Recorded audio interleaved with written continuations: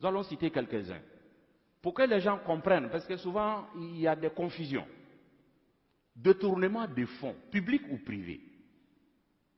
Si vous détournez des fonds, ne pensez pas que vous avez désobéi à la loi de la République seulement, mais vous avez aussi désobéi aux ordres d'Allah subhanahu wa ta'ala. Le faux monnayage, ceux qui fabriquent les faux billets et qui les injectent dans l'économie.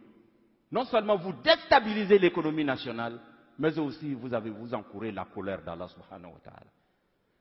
Troisièmement, la manipulation des marchés publics et privés. Vous tous et vous toutes qui avez l'autorité de dire oui ou non pour attribuer un marché. Lorsque vous intervenez dans l'attribution pour vous attribuer injustement des parts, des pourcentages, sachez que vous avez désobéi non seulement à la loi de la République, mais vous avez aussi désobéi gravement aux enseignements d'Allah subhanahu wa ta'ala.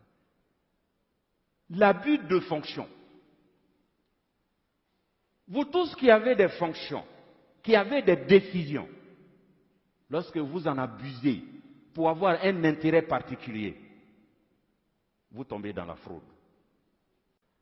La richesse mal acquise constitue une barrière devant l'acceptation de vos œuvres que vous allez faire avec l'argent mal acquis. Vous prenez votre argent mal acquis, votre richesse, votre argent volé, vous allez à la Mecque.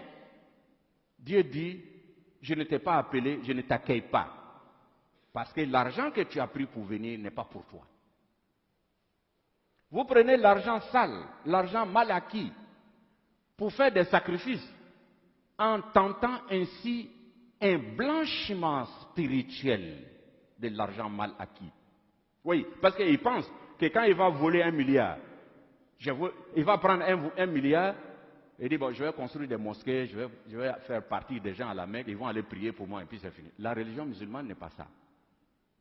Il n'y a pas de blanchiment d'argent spirituel. C'est-à-dire le fait de faire le sacrifice avec l'argent volé ne le rend pas licite pour toi. Dieu n'accepte pas. Pourquoi? Parce que Dieu dit, Allah tayyib, Dieu est pur. Il n'accepte que les choses qui sont pures. Chers frères et sœurs,